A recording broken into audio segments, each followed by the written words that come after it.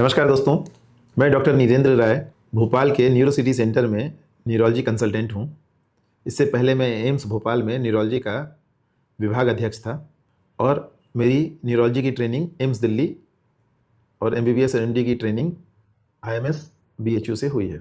दोस्तों, एक मिर्गी के बारे में हम पहले कई बार चर्चा कर चुके हैं, मिर्गी या एपिलेप्सी। सबसे पहले हम ये समझें कि होता क्या है। मिर्गी की हमने दवाई खाई, वो दवा ब्लड से हमारे ब्रेन में जाती है और मिर्गी को रोकती है, लेकिन उसी ब्लड से भ्रूण में जो बच्चा गर्भ में पल रहा है उसमें भी जाती है, तो उसमें भी कुछ असर तो आने का डर होता ही है।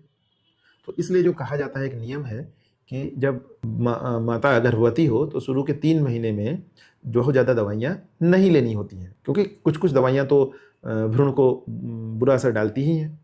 तो कैसे हम शुरू करें? हमेशा प्लान प्रेगनेंसी करना चाहिए। मतलब कि जो हमें बच्चा अगर चाहिए तो हमें उसको प्लान करके करना चाहिए। कहने में बड़ा आसान है, 70% 60% प्रेगनेंसी अनप्लान्ड होती हैं। हम प्लान नहीं करते हैं लेकिन गर्भ ठहर जाता है। कोशिश करना चाहिए कि जिस महिला को अगर एपिलेप्सी है तो वो अपने डॉक्टर से मिलें और प्लान्ड प्रेगनेंसी करें।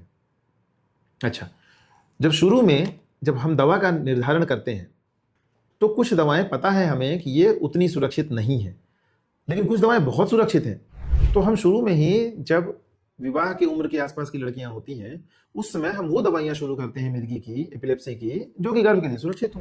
तो वो डर जो था कि गर्भ में बच्चे को गड़बड़ हो सकता है, वो ऐसे ही खत्म हो जाता है, कम हो जाता है।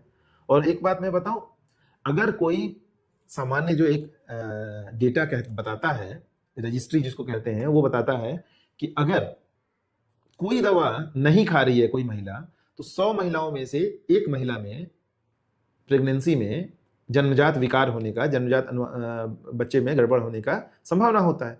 और जो सुरक्षित दवाइयां हैं वो खा रहे हैं तो 2 बच्चों में गड़बड़ होने का डर होता है। तो 98 बच्चे, 100 में से 97 से 98 बच्चे तो ऐसे भी सुरक्षित रहते हैं। उन दवाओं के खाने के बाद, एपिलेप्सी की दवाओं खाने के बाद भी 98 बच्चे, 97 बच्चे नॉर्मल हो सकते हैं। तो ये तो बहुत बड़ा संख्या है भाई, गड़बड़ होने की तो संख्या 2 या 3 ही है, तो क्यों डरना। तो अगर अनप्लान्ड दवा खा रहे हैं तो पहले तो प्रेगनेंसी से पहले या शादी से पहले ही अपने डॉक्टर से मिलके दवा, जो सुरक्षित दवा है, उस पर शिफ्ट हो जाए। अगर प्लान्ड कर रहे हैं तो कुछ विटामिन हम पहले से दे देते हैं ताकि बच्चों में जन्मजात विकार होने की संभावना और कम हो जाए। और अगर इमरजेंसी हो भी गया तो डरने की बात नहीं है। इमरजेंसी प्रेगनेंसी हो भी गई तो डरने की बात नहीं है, क्योंकि फिर भी ज्यादा संभावना है, बहुत ज्यादा संभावना है कि बच्चा सुरक्षित होगा। तो दवा फिर भी जारी रखें, अपने डॉक्टर से जल्दी मिल लें और दवाई जारी रखें। और अब तो बहुत अच्छे जांच, मेडिकल साइंस इतना आगे बढ़ गया है कि बहुत सारे जांच हो जाते हैं जिसमें हम पता कर लेते हैं कि बच्चे में कोई विकार आने वाला है कि नहीं आने वाला है, तो वो भी कर सकते हैं। तो दवाई अपने मर्जी से बिल्कुल बंद ना करें।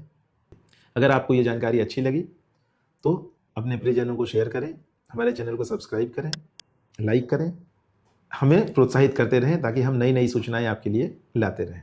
धन्यवाद।